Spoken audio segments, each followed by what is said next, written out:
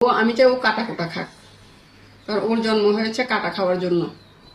ও কাটা খাবে, আমি মাছ খাবো। এ যাও, তুমি পরে কথা বলো, যাও যাও, পরে এসো, যাও যাও, তুমি যাও। এই যে আমি দেখছেন এটা, এই যে দেখেন, আবার বলবেন তো রান্না করে খাই।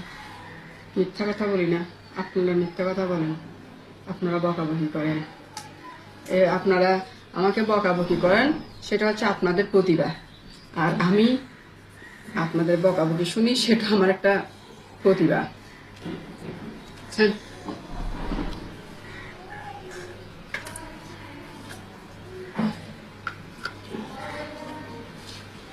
হুম